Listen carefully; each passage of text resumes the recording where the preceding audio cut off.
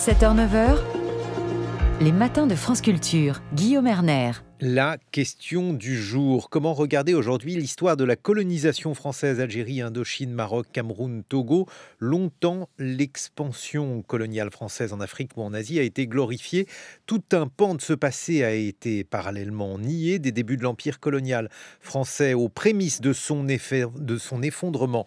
À partir des années 1930, la série documentaire Colonisation, une histoire française diffusée ce soir sur France 3 regorge d'archives inédite sur ce sujet. Pourquoi cette histoire est-elle en partie méconnue? Bonjour Hugues Nancy. Bonjour. Vous êtes le réalisateur de cette série documentaire. Pourquoi regarder en face ce passé colonial? Est-ce devenu un enjeu politique et social encore aujourd'hui? D'abord, il faut le regarder en face. Le problème, c'est justement peut-être celui-là, de ne pas l'avoir regardé en face ces dernières décennies, ces dernières années. Trop longtemps, on a été soit dans le déni, soit dans l'ignorance, et pour la plupart d'entre nous, parce qu'on ne nous a pas raconté cette histoire. C'est une histoire qu'on ne raconte pas, en réalité. Et on voit bien qu'il y a des difficultés à faire peut-être société ensemble, tant qu'on ne règle pas ces questions mémorielles et qu'on n'est pas capable de les mettre en partage pour avancer tous ensemble. Mais alors, à l'époque, je veux dire au 19e, au début du 20e, que savaient les Français sur ce qui se jouait à des milliers de kilomètres de la métropole? Ils savaient très peu de choses. Et c'est ça, justement, la difficulté. Ils connaissaient des cartes postales, parce qu'il y avait comme ça un exotisme colonial. Mais la République a toujours réussi à magnifier son histoire. Elle a toujours eu des historiens aussi qui, par la suite, ont su raconter son histoire. Donc, on ne voulait pas raconter au XIXe siècle que la conquête coloniale était particulièrement violente et qu'on était dans de véritables guerres coloniales. Et donc, on n'a pas dit aux Français, à l'époque, qu'on faisait la guerre pour conquérir l'Algérie, pour conquérir ensuite le Maroc, pour conquérir l'Indochine. Des guerres particulièrement meurtrières. Et donc, toute cette histoire un peu d'une brutalité coloniale dès le départ, et aussi d'une résistance coloniale dès le départ, c'est-à-dire des gens qui ont dit « mais non, on ne veut pas que vous veniez ici », tout ce pan de l'histoire a été caché. Et alors, à partir de quand cette belle histoire, je mets évidemment ce terme entre guillemets, va-t-il commencer à se lézarder? Alors, moi, je dirais dès le départ. C'est justement ça, cette belle histoire, en fait, n'en a jamais réellement été une, parce qu'il y a eu de la résistance, parce qu'il y a eu ensuite des crises dans le domaine colonial.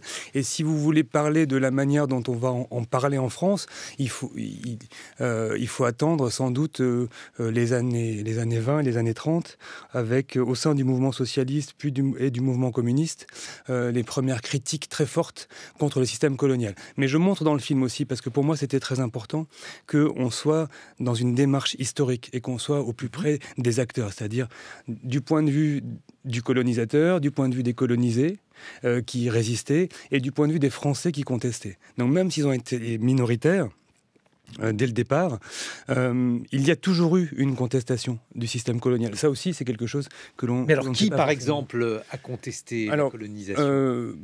Un des premiers que je cite dans le film, c'est Guy de Maupassant, qui arrive à Alger et qui ne comprend pas, en 1880, pourquoi est-ce qu'on a cette prétention de vouloir refaire Paris à Alger. Pourquoi est-ce qu'on met des immeubles haussmanniens? Pourquoi est-ce qu'on veut que tout le monde s'habille comme les Européens? Et donc, pour lui, c'est très choquant de vouloir reproduire la France sur la terre algérienne, que ça ne correspond pas à ce qu'il faudrait faire. Et puis ensuite, il va y avoir des journalistes en 1905 qui relatent des scandales qui ont lieu en Afrique équatoriale. Et puis après, je prends des exemples de André Gide qui part au Congo et qui en revient effaré en 1927. Albert Londres qui va également en Afrique équatoriale suivre un chantier ferroviaire et il en revient encore plus qu'effaré.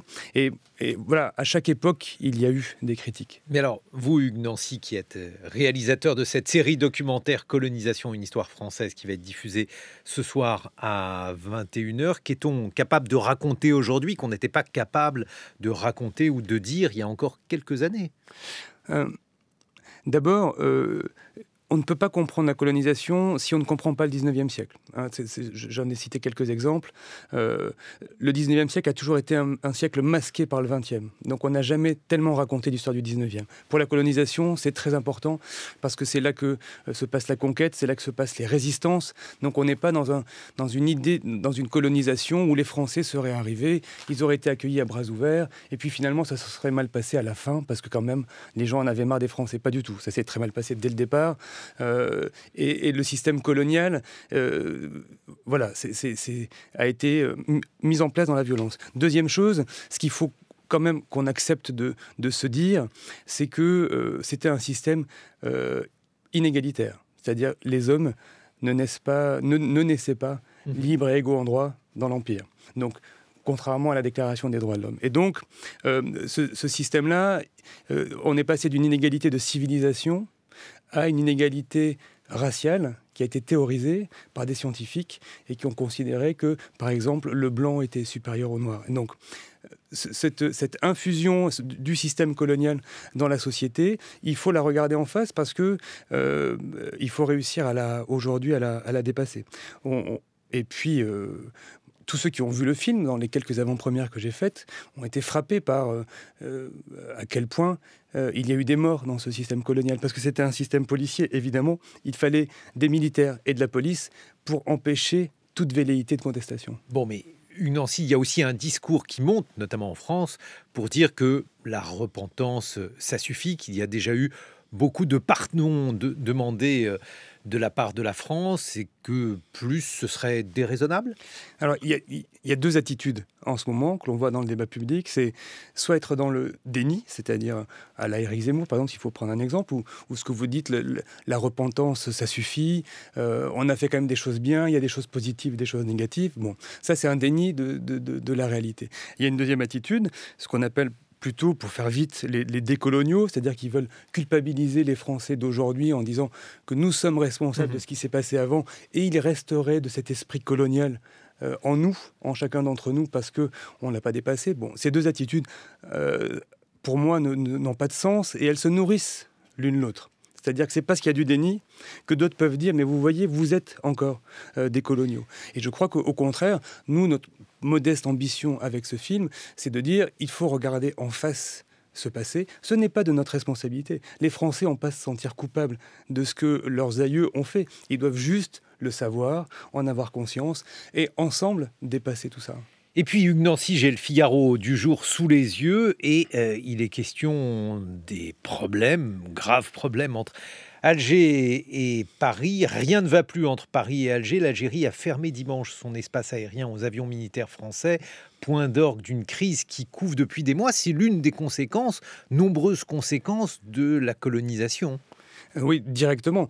C'est la conséquence de cette bagarre des mémoires. En fait, quand le président de la République critique le mythe de la guerre d'Algérie du côté algérien, c'est-à-dire une histoire glorifiée. Il a parlé de rente. Voilà. Et puis une histoire glorifiée parce que on sait, les historiens savent que les chiffres donnés en Algérie sont sans doute faux. C'est-à-dire qu'ils exagèrent le nombre de morts. Bon, les historiens savent ça.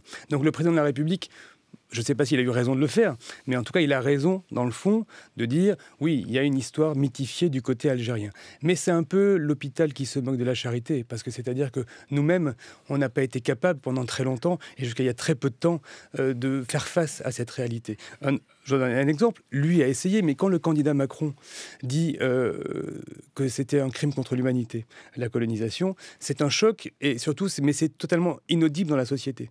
Parce que pour nous, ça renvoie au mal absolu. Et ce n'est pas la manière dont on voit la France. Donc, ce travail-là, peut-être que lui essaye de le faire. Est-ce qu'il avait raison de se moquer comme ça d'un pays c'était une autre chose. Mais en tout cas, c'est la preuve que ni du côté algérien, ni du côté français, on est encore allé au bout de cette histoire.